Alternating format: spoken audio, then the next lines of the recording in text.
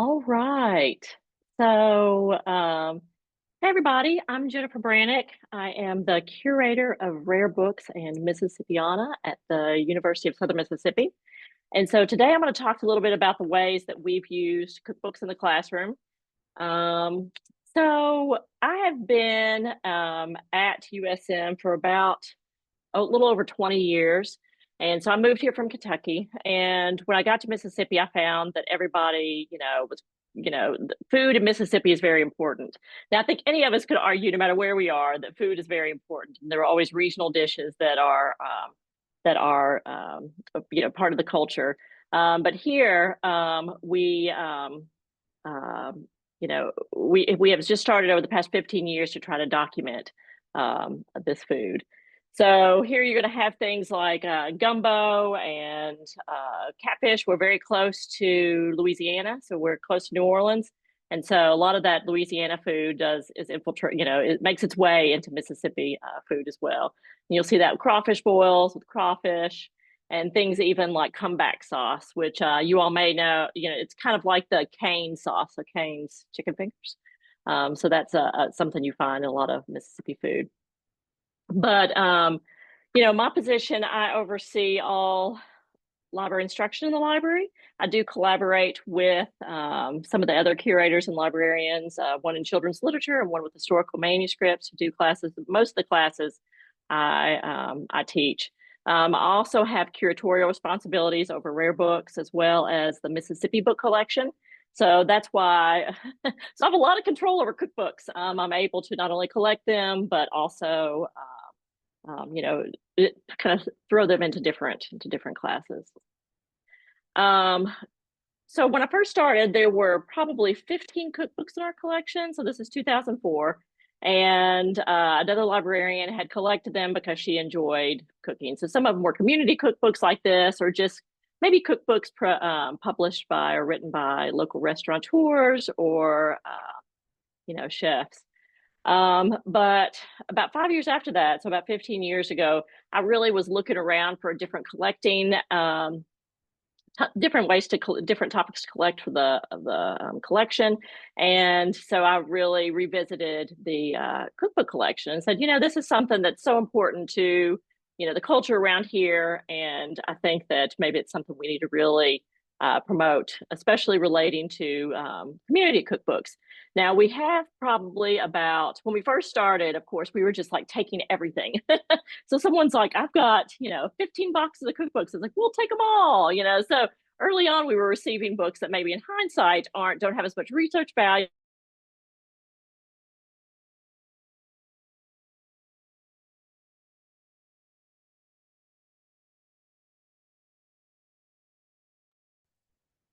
Jennifer's, I think, is frozen. Yeah.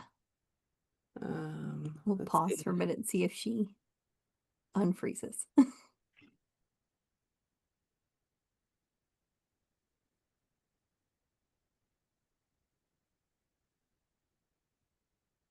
Okay.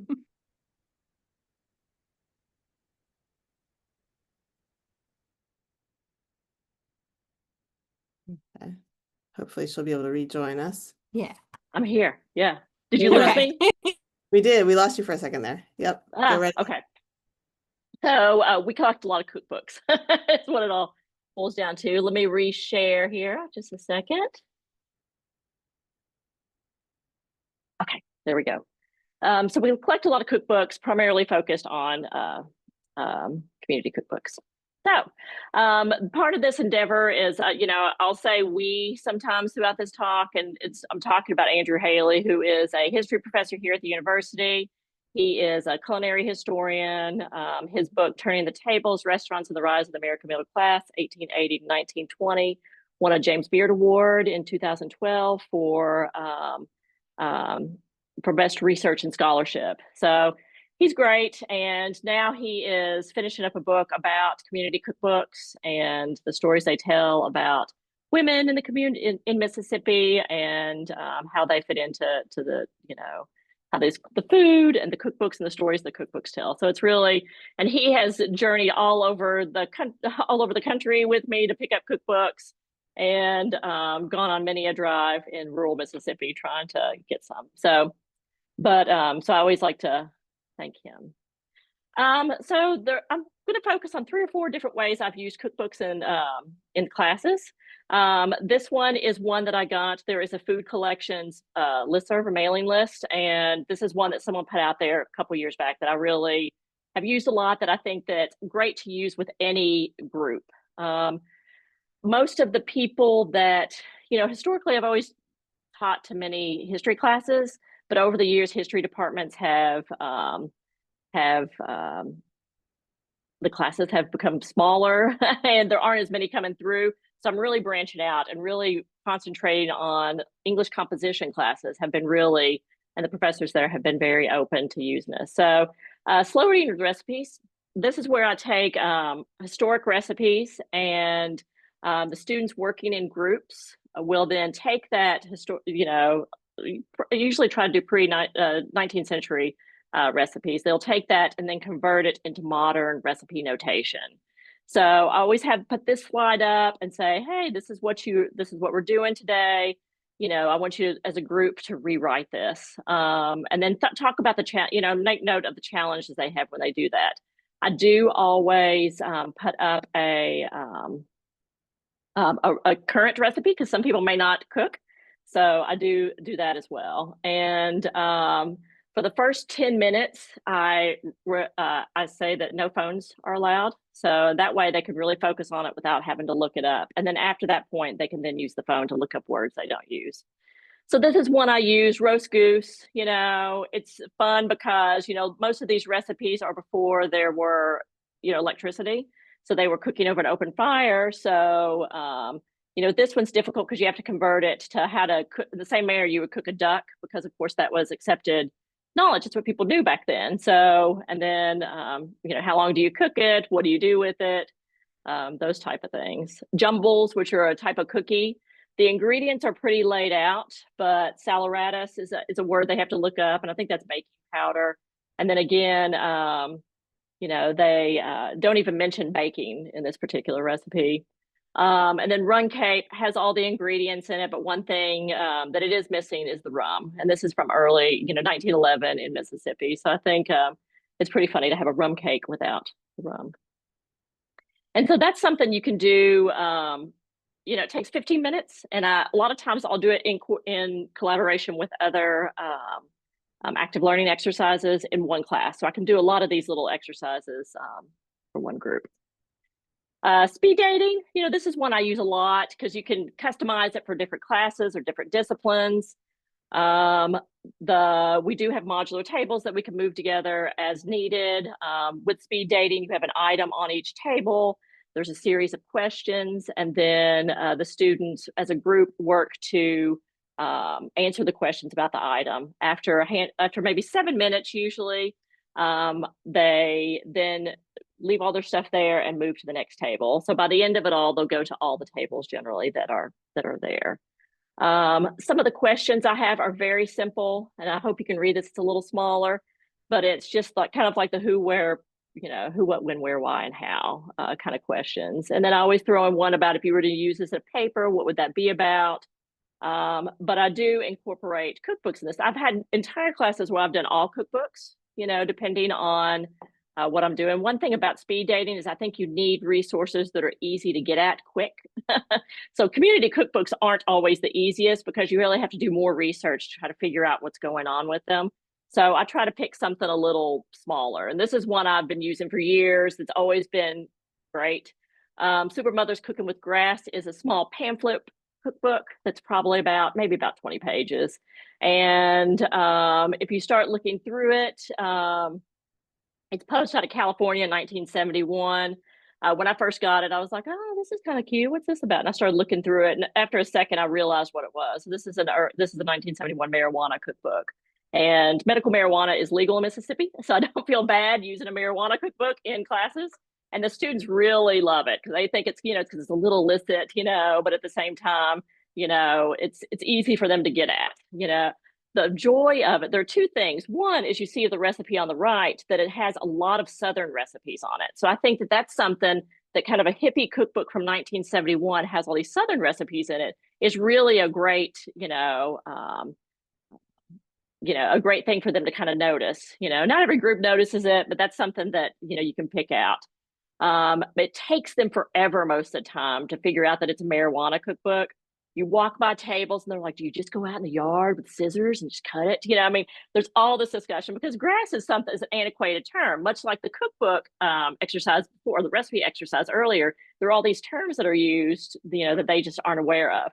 But you always, it's so funny to see them when they realize what it is. It's like, ah! And then they start taking pictures because I guess they want to, take their friends or whatever.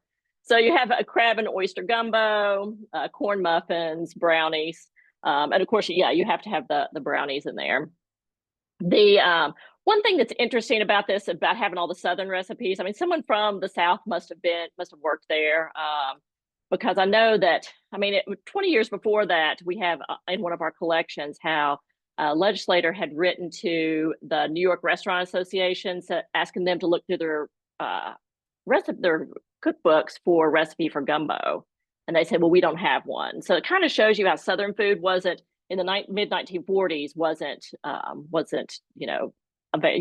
kind of recipes weren't available, but yet, 30 years later, it's kind of made its way. So English composition, I've been using this all the time at English 102. A lot of times they're taught by grad students, which is great. So they are just ready they're open to anything. Also, if you can get in we have a composition director. So if you can get in with that professor and get them kind of on board, they can spread the word to everyone else. So a lot of times we'll do speed dating where we incorporate these. This past semester, we had a great, and this is an example, especially the one on the right, of how community cookbooks can be used in these classes. And this is one that's about a group that's all international recipes compiled by people in Mississippi who had traveled a lot. So there's kind of a hook in there that makes it easier than like a general parent-teacher association, So when you're doing this research, especially with freshmen, to be able to bring them in quick, so rather than having them, kind of languish over some of these community cookbooks, which can be harder to get to the story. But we did have a professor this semester in English 102, and she taught 3 classes, and I had to do 3 classes back to back.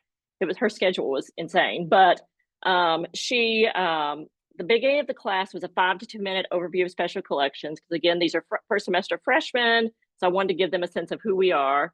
Then I'll do the recipe exercise. That's 15 minutes, and I can do that. And then after that, I just did a couple rounds of speed dating. I didn't need to do the whole everybody see every item. So I just did a couple rounds where they looked at cookbooks. And I did try to pick ones that really jumped out. So I did choose one of these wartime cookbooks that I think are great. And guys kind of dig it, because they're all into, every history guy in History 300 wants to do something about war, So that way they can, this was one of the things we did. And then after that, the teacher asked me to pull 50 books, 50 cookbooks, so that the students could go through. And again, I had 3 sections of 24 students that were back to back. So a class at 8, a class at 9:30, and a class at 11 one day. And so that way I had all these books out, and I pulled things like, different ethnic cookbooks. And with the Mexican ones, the one on the left is devoted to American homes. So that's going to be a very different kind of approach, because it's going to be tailored to the American palate and to what things we can get here, what kind of ingredients. One thing I was reading just this the other day about how there's no authentic Mexican a Mexican cookbook, someone was claiming. So, but here are some examples here. And of course, the Sunset series, they're all horribly photographed because it was of the era, and the food may or may not have been great. But with the students, and just to show you a couple other examples as well, so of course some of the more classic items, they had to choose a cookbook that they then wrote a two-page just essay about, and they talked about the different issues in it, kind of what was coming up in it. And you'll see other examples of cookbooks that I used for that as well shortly. So it's really a fun way to have this professor who was like, I want to dedicate the whole class to cookbooks. It was just really great. Now, she is an English professor who specializes in agriculture and cooking. So that helps. That helps as well. And then of course I threw in some kids books, and I had two girls fighting over the Barbie Fun to Cook. I mean, both of them wanted to do it. So that really, threw that in as well. We have a poetry professor who's really great, and he's very easygoing. He's open to a lot of stuff. And so one of the classes he brought last semester was an environmental literature course. And so, he wrote in the email that that really the students, I don't know, weren't really interested in discussing environmental literature. They wanted to talk more about films and, just different ways that the environment impacts, and nature impacts, art, I guess. And so right there, I saw that as an opening. And so often with cookbooks, I slide it in when professors and classes aren't expecting it, So if I'm doing a class on, if I'm doing a World War II class, I will throw in World War II cookbooks because they talk about rationing, they talk about recipes, how people cooked. There's often military, information in there. So that's what I did with this environmental literature class. So I just listened to the book Hippie Food, which is such a fun listen. I'm sure it's a great read too, but and it just talks about kind of the history of macrobiotics and kind of hippie, a hippie food, kind of different hippie restaurants that were in California, brown rice, tofu, co-ops. It's really just a great, kind of little book. So it got me thinking. We had a bunch of vegetarian and vegan cookbooks, but I wanted to kind of fill in some of the gaps with, honestly, a lot of the books that were mentioned in this book. So I went to add, well, of course, we had Diet for a Small Planet, which is a very, very famous, very important vegetarian cookbook. We also, I did the one on the left is about brown rice. So it's macrobiotic. We have the Hippie Foods talks a lot about macrobiotics and the people who founded the Erewhon stores. And so be able to get all those books and have those as well. The breatharianism book on the right. I don't know if many people know about breatharianism, but it might still be around, but it was big in the 70s and 80s. It was kind of I will say a cult, that believed that you could live on like breathing and sunshine alone kind of thing. And it was known as being, there was the actress, Michelle Pfeiffer, for all those old enough to remember Michelle Pfeiffer. When she was 18, she was a member of this group, and, she had a bad thing with it. So I bring out that book. And then I brought out, Moosewood Cookbook, which is another well-known one, and then Soul to Soul.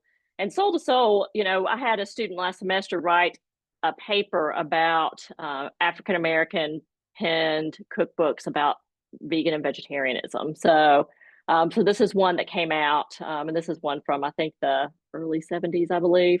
So I was able to insert these in, and the professor, we had a great discussion about how cooking kind of fits into all this, and how this nonfiction literature, through these cookbooks works as well. And it ended up being very successful. The students liked it. The professor enjoyed the variety of the different things, and it just really was a way to hit home on a lot of these, to bring these cookbooks into the class.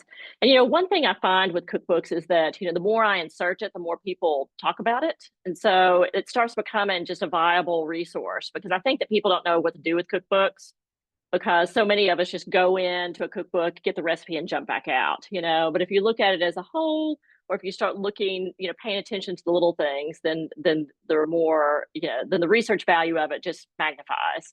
But it's not something as easy as reading, a secondary source about something. With these, you kind of have to work a little bit. Over the past several years, I have taught twice. I've taught a seminar class at the Honors College. And this is, I just teach it all on archives and special collections. So it's a 3-hour course, meet 2 days a week. And we just talk about everything from using the collections to preservation, to exhibits, to writing for the web.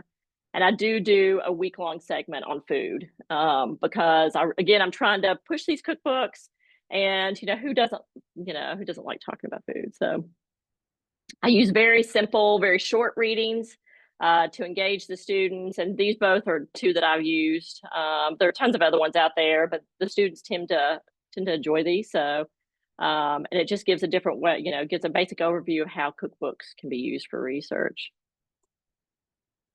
Andrew, bring him back. He always starts out the first of the week and gives a lecture, an all-day lecture about the importance of cookbooks in research, how he uses it in his research, and just really how it's often overlooked. He does touch on different things about how, because my class, well, this last semester, the first semester, everybody who signed up for it knew what they were getting. This last semester, people who signed up for the class were signing up for another class, but that professor left the university. So I was brought in because my topic was similar-ish. So I had 16 students and 14 of them were science folks. So really that, the first class, I think I had 2 science people in it. And so this one was, I was a little nervous because I was like, how am I going to bring them in, and some people were kicking in, kicking and fighting a little bit, but generally, they can all come together at food at least. So Andrew gave his talk. And then after that, one of the side, as a extra credit, we had a little potluck so people could make things from the cookbooks. And so with each recipe, they had with each dish, they had the recipe. They could work together as groups. I am ranking this just so you know from best to kind of worst, So we do have the banana bread, or pumpkin bread, which was great. The deviled crackers. So this was just a half a cup of butter, a teaspoon of Worcestershire, and paprika on saltines. And then we have, again, following the potato chip thing. The students were really looking for minimal effort, I think, in many ways, but they did it. So this one's just, the recipe reads, cover potato chips, each chip with a little grated cheese and melt in the oven. And I'm sure they just did that in the microwave. But I think by the time it got to us, I don't know if it was quite edible. I don't know if anybody succeeded in eating any of it or not, because I think it had been cooked a good while before. And then I was trying to make it healthy by making Catalina or French dressing and bringing a salad to throw in the mix. But this ended up being great. And I think that I did leave the butterscotch pie in. I made butterscotch pie and it was just horrendous. It was just so bad. And so we had a lot of discussions while we were eating and talking about this stuff, about the idea of food and memory, and that we remember these things from our childhood and we think they're so great, but really were they, because really the memory was great because you had family around, you have loved ones around, it was associated with a certain time. But was the butterscotch pie really that good? Maybe not, And so it was really great having their insight because, of course, these are all 20-year-olds, and so they have a very different perspective on the world and life than I do, perhaps. And then this is, of course, this is everybody eating, chowing down. I think everybody agreed that the pumpkin bread was the best. So 6 weeks later, we had, as part of the Honors College, they have an event every year where all the seminar classes have to do a booth where they talk about what happens in the class.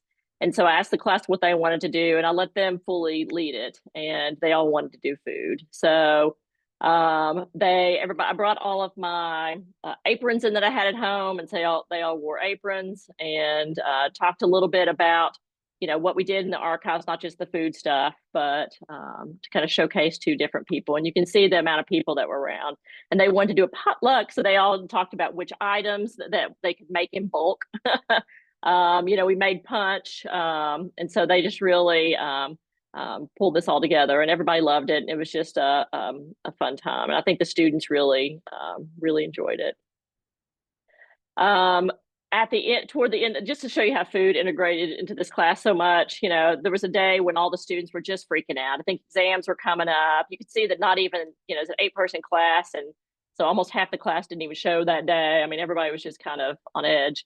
So we had a little time toward the end of class. So I said, let's walk over to the convenience store. So we all walked to the class over to the convenience store, and I bought them all one thing. And then we took a picture in front of a dumpster, because I was like, this symbolizes the dumpster that is life right now. And so they all got a kick out of that. And I did make them do the rock star pose as well. but these are just a handful of ways that I've used cookbooks in instruction. I've had really great luck with all faculty, but and I heard this in a previous session that new faculty are great. They are open to so much, and you can just really bring them in. But if anybody has any questions later, please let me know. Thank you.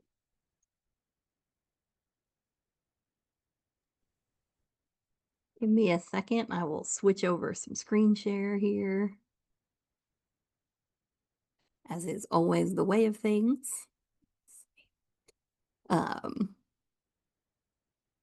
Okay, assuming it looks like everything's working out there. So hi everyone, my name is Dietz. I am the Assistant Director of Special Collections and University Archives at Virginia Tech. Nowhere in my title does it say anything about food. Very little in my job description says much about food, but as you will probably discover, I do a whole lot with food. So I thought I would title this talk Cocktails, a Cookbook, Cocktail Guides, and Culinary Ephemera, because these are a handful of things, types of formats that I bring into the classroom on a fairly regular basis. As you can see, we have our 1910s toy stove that is made out of tin. Apparently it was kerosene powered. And I hesitate to imagine what kerosene cookies on a 1910s tin stove would taste like, but who knows? So for a little context about me, I came here to Virginia Tech in 2009. There was no one, we don't have a curator model, so there was no one officially working with our food-related materials. But lo and behold, I adopted them anyway. And when I started, we had about 2,000 cookbooks and about 24 manuscript collections. Fast forward 16 and a half years, we now have over 9,000 cookbooks and almost 250 manuscript collections. So I will say that I am quite proud with how far we've come. I fully tell people I'm not a culinary historian. I'm not even trained as a historian, but I love food and I have a great deal of passion for helping other people learn about food, which is kind of how I think all this came into play. So for context, I do the bulk of reference instruction and outreach related to our food and drink collection. I do this with other areas too. Again, like I said, food specifically is not necessarily in my job description, but it kind of fell into it serendipitously. Before I forget, because I like to share, pardon me while I go back for a second. If you like to follow along, I will put my slides in chat. Dun, dun, dun, dun, dun, dun. So enough about me and Ollie. A little context for what we collect here at Special Collections, and there's a reason that I say that. I've highlighted food and drink history because the history of food and drink materials, that's what I want to talk about today. But we do collect in other areas, and I think I talk about this in the classroom. I talk about this when I talk to people, because none of our collecting areas exist in a vacuum.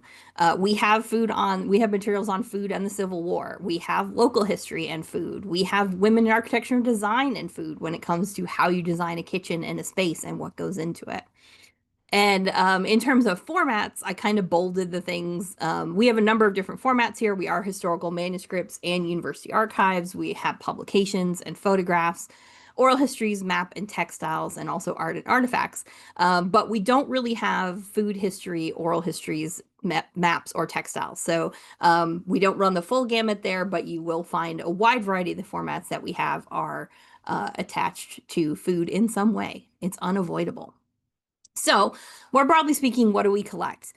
We do have, surprisingly, and interesting cookbooks. Our particular emphasis is on early American cookery and Southern and Virginia cookery, but that is not necessarily exclusive. Because of how our collection started, which is a whole other presentation and story, but it has to do with the home economics department on our campus in the 1960s and onward. We do have a lot of home economics history, dietetics and nutrition history rolled into our collecting area, and also a lot of household management. We too have community cookbooks. I think that becomes very regional. Our collection tends to focus on Virginia, Eastern Tennessee, Northern North Carolina, and maybe a little bit of Washington, D.C. and Maryland. We do have a particularly strong background in children's cookbooks and nutrition literature. So not only cookbooks for children, but books on how to raise and feed your family, and also storybooks for children that feature food very heavily. So that's actually some of my favorite stuff. I love to bring like children's storybooks into the classroom that are like overloaded with advertising with the idea that, well, this parent's going to read this to their kid over and over and over again, and then maybe they'll buy our product. In about 2011, 2012, we started collecting around cocktail history. That is become both a professional and personal fascination for me, not just the cocktail history and the cookbooks, but the social history that goes along with that. Temperance movements and prohibition are all things that we are working on documenting now in different ways. We do focus a little bit on wartime. Most of the material we have to date is World War I and World War II, although we have been trying to expand and acquire some other materials. Also, we are a land-grant university and we are an agricultural school, so we have a very strong agricultural mission here. And as a result, we've been shifting to focus a little bit more as well on sort of food technology and production. And I sort of describe it as the life cycle of food and how we influence that. So how do we grow food? How do we transport food, market food, and then how do we sort of affect that cycle as it starts again? If you ever want to get lost in thousands and thousands of pamphlets and trade cards, please do come visit us in Blacksburg. I can bury you in boxes for days. And I think there's a fascinating bit of history that comes from sort of how we market things and how we sort of portray them to other people. And sort of along with the social history that I mentioned, we do have some material on etiquette and hosting and entertaining. We do have a bit of an online presence. It's very much the tip of the iceberg, the teeny tiny tip of the iceberg. So if you are interested in exploring that, I encourage you to. It gives you a little bit of a glance at what we have, but certainly not quite everything that we've got when it comes to food. But that comes in handy in the classroom because sometimes students want to return or need to do an assignment and can't return when we're open. And we do find that there is online content for them to be able to use. So just for the context, generally speaking, when it comes to instruction here in Special Collections, there are a lot of departments we work with on a regular basis. We also do K through 12, and we find ourselves doing general instruction on what is Special Collections and what can I do here or why should I know about it. We do topic and subject specific sessions, several of which I'm going to come back to today. Less frequently, we get to do multi-session instruction or something embedded. And then I'll talk a little bit at the end of my presentation today about what I would call not quite instruction, which is how we get other forms of outreach that we get to do. In terms of who comes here to work with our culinary materials, our history and food and drink collection, our religion and culture program, which is home to our interdisciplinary Appalachian Studies program, is somebody that comes here. The English department has a couple of faculty who are interested in coming here and bringing their classes. We have a food science and technology program that particularly, I'm going to talk about our internship program momentarily, which is a little different from classroom instruction, but has become a bigger part of what I do here. We have a program in health, nutrition, foods, and exercise, or as we call it for short, HNFE. And that's one of the assignments I'm going to highlight today as well. Not surprisingly, our history department likes to come and use our food history materials. Yay. In the past, I've worked with the university honors program, not so much recently because the person I used to work with left. And I hope that this fall, I'm actually going to be working with art history for the first time. But much like Jennifer, I too sneak food and drink history into pretty much any instruction I do because I think it's a great conversation starter and it's something that students really enjoy. So I thought what I would kind of do is show y'all, I won't go through everything, but I thought I would show y'all some of the sort of slides and context that I provide students for the culinary materials that we have, and then I'll talk a little bit more about some specific assignments. But I wanted to share because we've got this really cool set of ice cream cone advertisements that just recently arrived and we digitized, so I wanted to show off what we are now referring to as the double heater cone, which was apparently a double ice cream cone that existed in the 1940s. One of my colleagues wants this back, and I said, I don't know who you talked to about that, but and also a 1930s pineapple pie that I made a couple of years ago for an event that will also come back around today. So a little bit about if I'm in the classroom when we're talking about food and drink, the materials that we have. While I'm primarily responsible for talking about special collections, I do also talk about resources that are available through our libraries as a whole. So I kind of talked to them a little bit about primary sources, secondary sources, the kinds of formats that we have. Again, that slide I already talked to you all about what does our collection focus on and why do we have this. We usually do a little bit of a dive, particularly in the last year because we switched our discovery tool last summer. So I've been spending a little bit of class time showing students how to find things, including special collections resources about food or otherwise. How do you find our collection descriptions for our finding aids? How do you find our manuscript collections? How can you find those? We want to make sure that students who are not familiar with how special collections work get an opportunity to understand where they can look for things and then where we're going to show them to look if they come back for help. And as I think I mentioned in a session earlier today, I feel like if nothing else, I always emphasize with students when they come to the classroom, like if you don't remember anything else, remember that we're here and we're here to help you and you can come back because we want you to. We're not hiding these things like treasures that you're never allowed to touch. We do talk a little bit about the digital presence that we have here in the library, which is ever evolving. And in fact, I need to update this slide before I teach this fall because there's some new information on all those fronts. I like to point them, especially if they have an assignment or later on in the semester, I know they're going to be doing other research towards resources that both exist within our library or things that may exist beyond our library that they can access for free because they don't always know where to look for these things or how to look for these things on their own. And if nothing else, again, they get these slides that they can go back and look at later. We tend to highlight some of the other resources that are available through the library, a few particular databases we subscribe to, which some of you may be familiar with or not. But again, ways that they can find resources that are not strictly in special collections. And again, some more great resources out there in the world for them to find if they're working on topics that maybe we can't support as well further down the line. So what happens when we go in the classroom? I was really intrigued to hear about Jennifer speed dating because we have something that I now call a blind date classroom activity. And what we like to do with that activity, and I've done this in general sessions, but I also do it in all the classes I teach around food history, is I give the students an item. It could be an item like a handwritten recipe book. It could be a publication. It could be a pamphlet or a couple of pamphlets on a topic or a trade card. And it's in a folder and it has no context. If it was in a folder that was labeled, I've taken it out of that folder. If it has a book tag, I've taken that book tag out. And they all kind of look at me like, why have you done this to me? I don't know what this is. And the goal is to get them thinking. So I have this slide prompt that we put up for them and they get a few minutes. And I always tell them, like, you can look at the item yourself. You can talk to your neighbors if you are stuck on something, or if they get really excited about something, sometimes they want to tell their neighbors, and that's totally fine too. So similar to kind of what Jennifer talked about, I ask them, to think about, and they don't have to write out the answers. They don't have to have the answers because it may not always be obvious, but what is the item that they're looking at? What kind of source is it? Is it a primary source? Is it a secondary source? Most of the time we don't get as far as tertiary sources, but it could happen one day. What, if any, date is associated with it? Can they find a date? Can they understand where it might date from? Who do they think that the audience for that item was? Does it seem like it relates to a specific event or a time or a place, or maybe even a food, and what might that be? And then in sort of the more generative way, what questions might this item help someone answer, right? If they were encountering it, or what questions does it raise for them? Because they might have questions that come from looking at this item. So they get a few minutes to think about these questions. They often talk with their neighbors, like I said.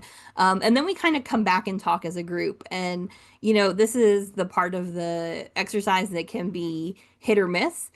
Some students, there's somebody whose hand shoots right up and they're ready to talk about the item they have because they found something that they're fascinated by or grossed out by, or they want to share. And sometimes they all kind of just look at me and that's, because there's a less willingness to speak up in a group.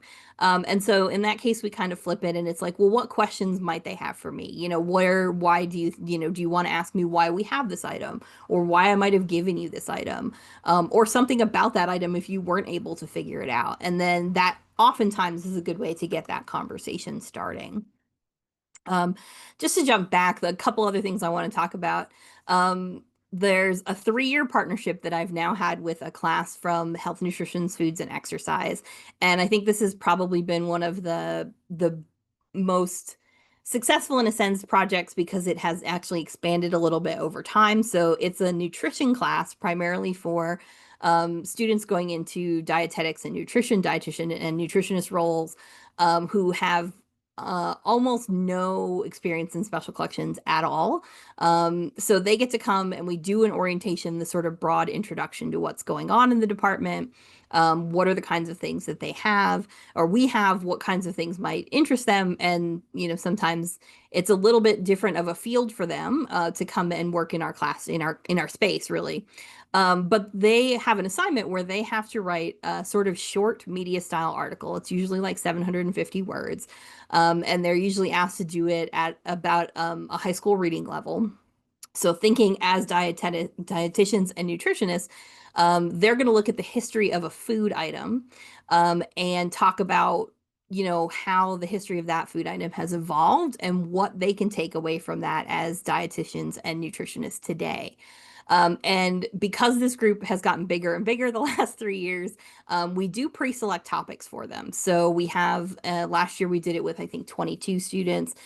So working with the instructor who was one instructor the first year, and it's been a newer instructor the second most recent 2 years, we came up with a list of topics that we thought would be interesting. And when they get to the class that day, we do our whole introduction, and then we stop and it's like, okay, you guys can go into the spreadsheet and sign up for a topic. And then I'm going to hand you a pre-selected set of 3 items. Sometimes it's a folder with multiple items, but I try to balance things as best I can. But generally they're getting about 3 items. They're also encouraged to go out and do research on their own, not with special collections materials. The instructor wants them to fill in the gaps of the history of this food item, because we know that the 3 items that I give them are not the entire history of this food item. So the first year, we just pre-selected topics. We gave the students, it's a 3-hour class because it's a summer course. So we spent about 40 minutes talking about things, and then they had 2 hours and 20 minutes to do research here in the reading room and in our classroom. And then if they needed to come back, they could, but they were encouraged to take pictures and work from there as well. Some of them did come back. The second year we did the same thing. We expanded it a little bit because the class got bigger. And that year the instructors, because there were 2, said, hey, would you like to read their articles and provide feedback before they submit them for their final grade? And I thought, well, that's interesting, because they wanted my perspective as someone who thinks more about it from like the food history side, to help the students think about their audience for their article. So for the last 2 years running, I have also read those articles. They write them, they send them into me. I give them a bunch of feedback, which they can take or leave. I'm not their instructor. I'm not grading their actual work. But I try to help them think about, how are they communicating this history? Have they missed something? Is there something they might want to incorporate or include? And then they submit them. And I assume we will be doing this again next year because it's been really successful. It's been really interesting for me to see how dietetics and nutrition students approach working with these materials. In the past, a couple other things I'll mention really quick. We have had history classes that focus on food history, and they were doing like blog posts and essays that were collected into published works that are published by the university and then end up here in the archives in our rare book collection. And also worth mentioning, since 2021, we now have an interdisciplinary food studies program, which I've become pretty involved in. So we're seeing more food history classes offered, which is great. I've been doing a ton of outreach, and I'm involved in that community to get them to come here and hopefully help the students learn. But B, it's resulted in me getting pulled into things like their steering committee, and yay for more work.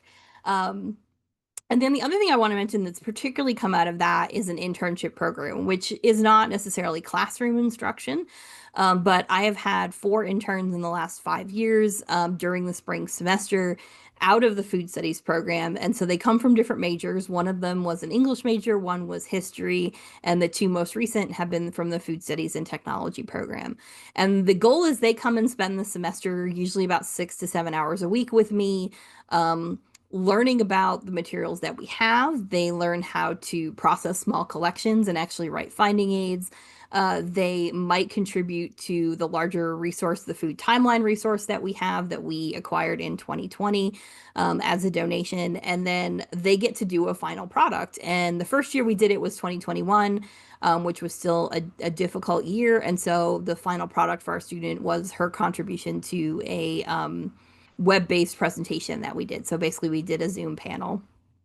My last 3 interns have all by choice, embrace the idea of a digital exhibit because it's like they get to choose a topic, they get to go wild researching that topic and figure out what they want to share.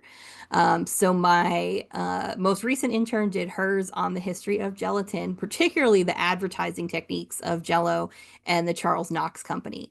It is great. I've been dying and waiting for a student to take on gelatin on my behalf, and so this was really exciting. My intern the year before did hers on it's called America's Love Affair with Chocolate. And so she looked at the evolution of chocolate as a commercial product in the United States. And the student the year before was really interested in patent medicines, which we have a lot of history of, as it ties into cocktail history.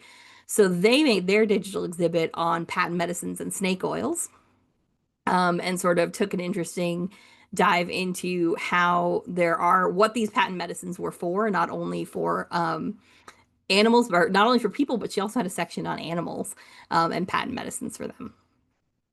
Coming up this fall, I'm working on a pilot project with one of our faculty in the religion and culture department.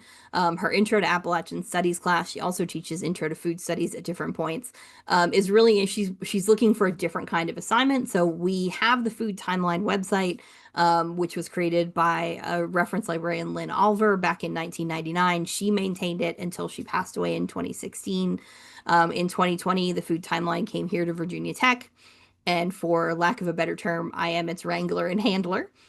And so we are going to pilot a project where the students are going to do research on a topic, probably directly relating to Appalachian history and Appalachian foodways, that we are going to figure out a system for them to then provide that information so it can be added to the website. We're not giving them direct access to this website. It is a little bit old and they would need to know HTML, which most of them do not, but we're going to work on a process for them to submit information, kind of have that information reviewed and graded as part of the assignment, and then I will be able to add it to the website and we'll be able to continue to grow that website, which has always been our intention.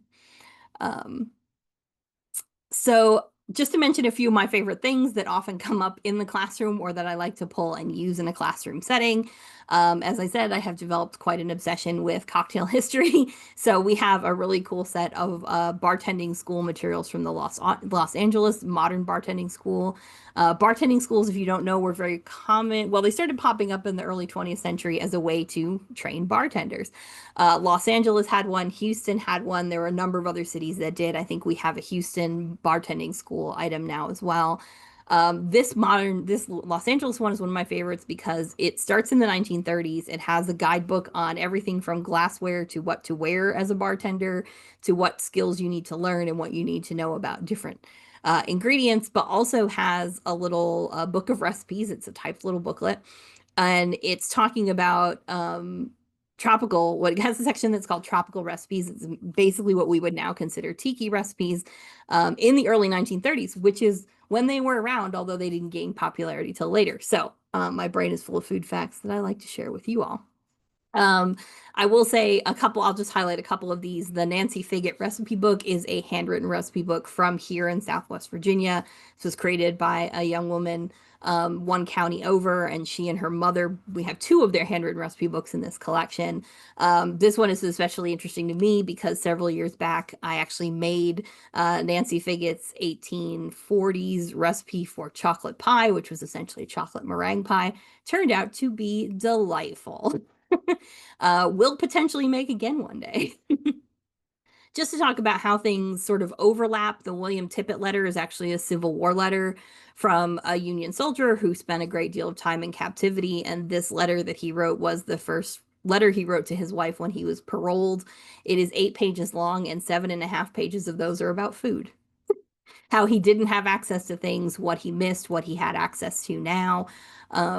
So I think that's a really fun one. I love to show students Candy Making Revolutionized, which is confectionery from vegetables, because watching them try to puzzle out how you make a marshmallow from a tomato is fascinating. The Freedom Fair book is a collection of student essays, so from one of those classes that took place here. So I like to be able to show students the work of other students that have come through and used these materials. As I said, I can never talk about a collection or talk about this collection without talking about Jell-O. We have lots and lots of Jell-O pamphlets. I love to give those to students because it's fascinating to see what people put in gelatin and why. And the Betty Crocker recipe card library, if you've never seen one of these, I should have taken a picture. I apologize, I did not. It is a bright red plastic recipe box with recipe cards in it, sorted by different topic and category.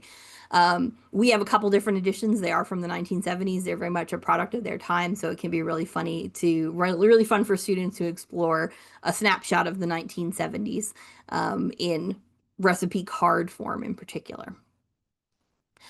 So a few of my favorite questions that I've gotten in the course of teaching, just thought it would be fun to share with y'all because we all love the questions that we get in the classroom.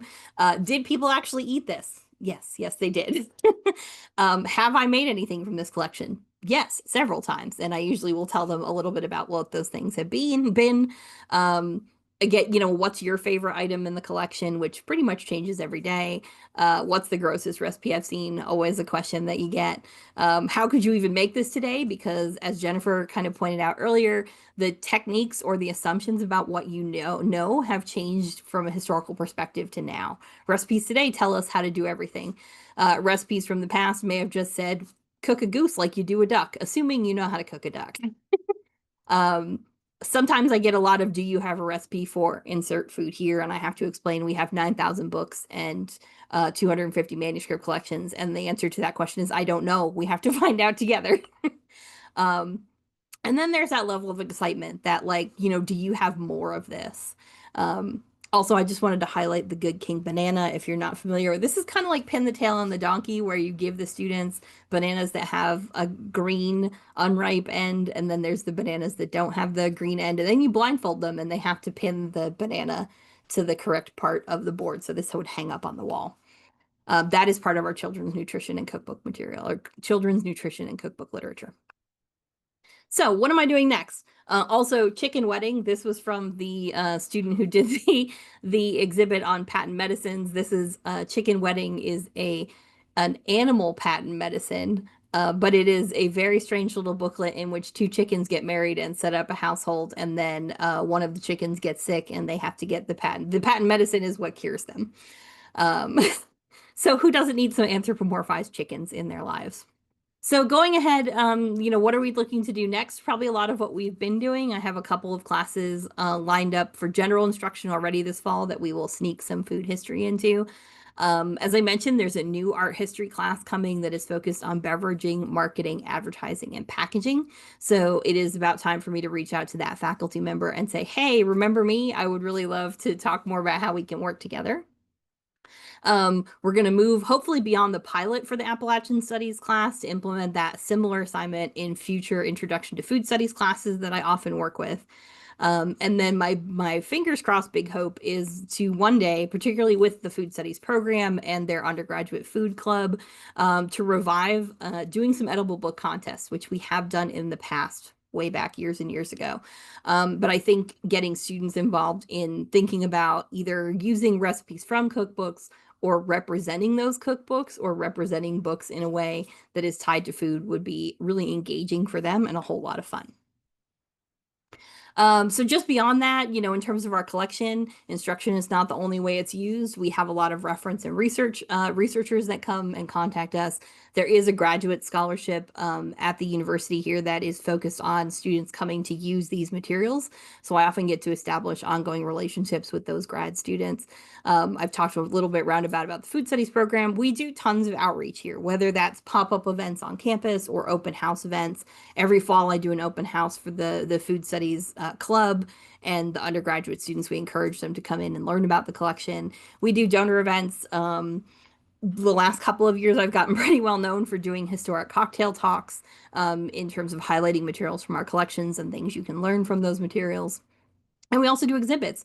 Right now we have an exhibit up that my colleague and I did on ice cream and ice cream cones and production and intriguing flavors. And then kind of as a last plug, I will say that pineapple pie from the 1930s that I made and that chocolate meringue pie were for an event called Pie Day. If you have not heard of Pie Day, we encourage you to learn a little bit more. We are archivists and librarians who every year on March March 14th rather, make historic pies from our collections. And then we often get together on Zoom and talk about our experiences. So stay tuned for info on Pie Day 2026. But we do have a lib guide, and you can see some of the Pie Day things we've had in the past as well. So as some parting thoughts, why I love cookbooks in the classroom, students often find something to connect to, you know, whether it's something they like, something that's new, something that's gross or unique. I think that sometimes students find cookbooks a little more accessible in the sense that they see a recipe and they understand that it's maybe not only a primary source, but it results in a thing, a tangible thing. So even if they aren't going to make that recipe, they tend to understand that it results in something. You know, cookbooks and culinary materials get students talking with each other in the classroom and oftentimes with me, which is great because that's always a hurdle. So how do we get them to talk to us? And it often gives them something that they learn and want to tell others about. My intern last semester kept telling me about how she was like sitting down with her friends and then telling them all about the exhibit that she was putting together and everything she was learning about gelatin. The one who did the one on chocolate was a food science student and was trying to figure out how she could make a blue velvet cake naturally without poisoning everyone. And I was like, yeah, let's not poison anyone. That would be good. But it gets them thinking, and they want to talk to their friends and colleagues about it and their family, and they want to share that. So I think we're coming up to our Q&A portion. And yes, we do have a 19th century stove. It lives behind our reference desk. But I will stop sharing there so you can see us maybe. But I think Jennifer and I are both happy to take questions.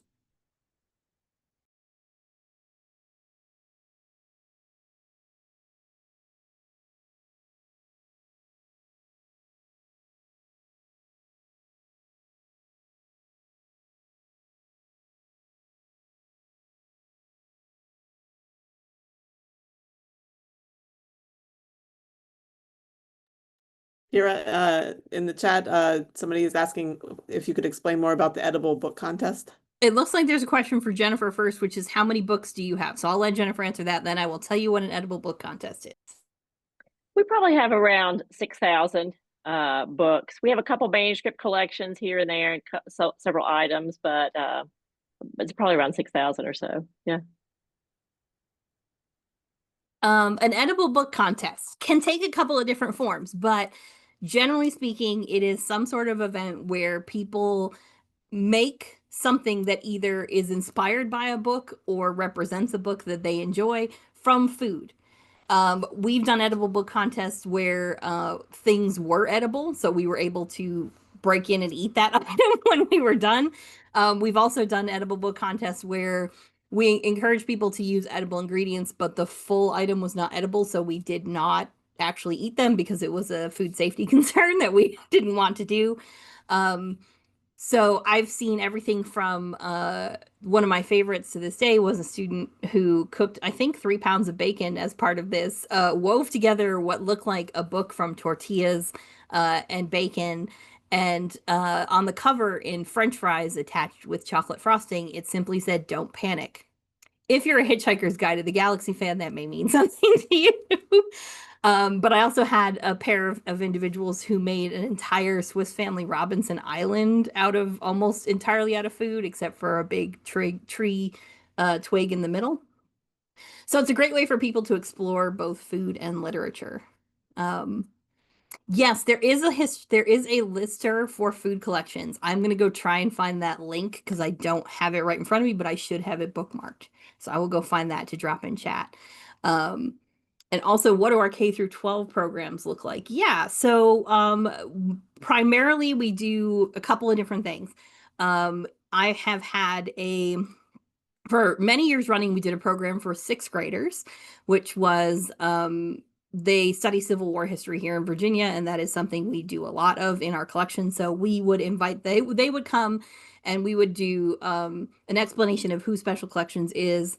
Thank you, Jennifer, and what we do. And we would encourage them to go hands-on with some historical materials, which seems sometimes like a wild decision with younger students. But we found that when we prepare them for the experience, they're very good about things.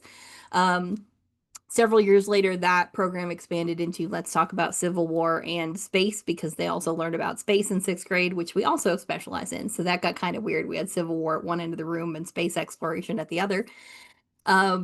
We have not done that program in a couple of years, but lately we've been doing a 5th grade program where elementary school kids from Title II schools come to our campus and learn about the college experience. And we get about an hour with 5 groups of kids, and we get to do 2 quick little activities we've developed just to give them a little exploration of historical photographs and handwritten letters, which we know can be challenging, especially for 5th graders when I ask them, who are like, we don't learn cursive. So those are a couple of the primary programs. We have done some other stuff, and you're welcome to hit me up for more information. And I can probably think better, not on the spot, but I got cookbooks on the brain, not necessarily K through 12. But yeah, y'all, if you're interested, please join our Google group. It is not a heavyweight list. There's not a whole lot of messages on it, but there's a lot of program sharing, questions for each other about activities and classroom stuff, trying to connect people who might want to find a good home for their materials. Those are the kinds of cool things you find us doing.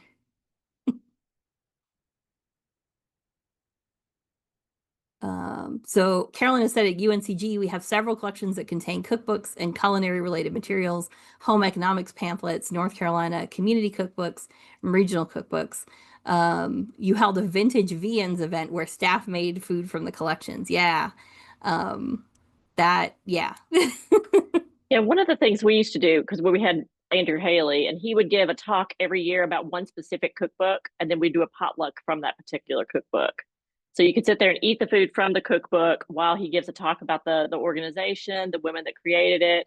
Because with those community cookbooks, they were created by women for women, for in the area. So, and then this semester, this fall, we're trying out a new project, and I'd be curious if anybody else has done something like this, where we're working with restaurants in town, and we're going to have a traveling exhibit.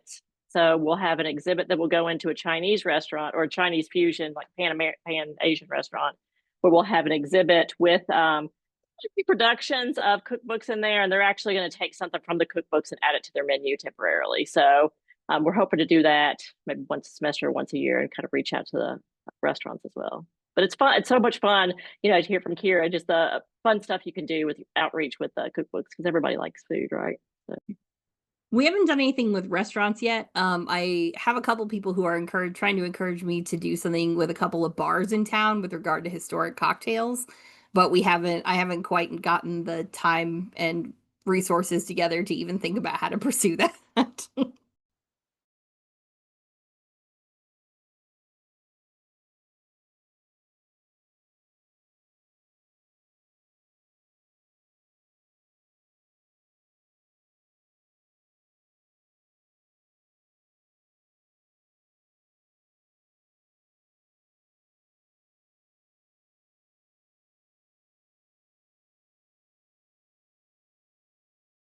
I'm muted. Evan says we've recently started a blog series called Archives Test Kitchen, where we attempt to recreate recipes from our small cookbook collection. We hosted an event around chocolate where we had a scholar speak about the history of chocolate.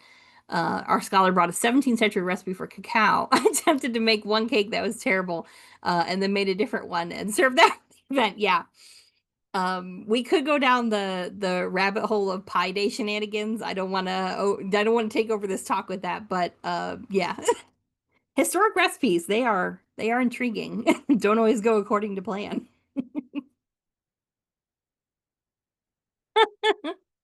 Didn't even make your colleagues. Yeah, I tried to make a 1930s Crisco lemon meringue pie. It didn't even make it off the stove to into the pie crust, let alone to the office for people to try.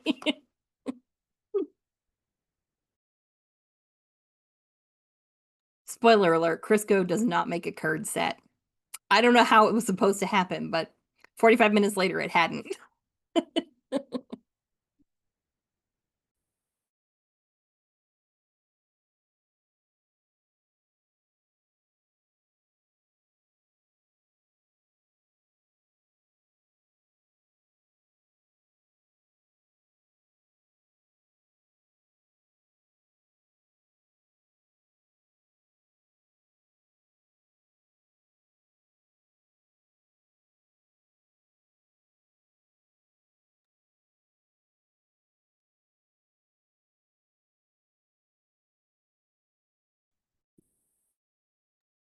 don't think I know about butter tarts.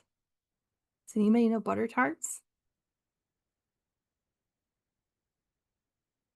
I'll have to look that one up. Ah, I'll have to look that up anyway. Now I'm intrigued.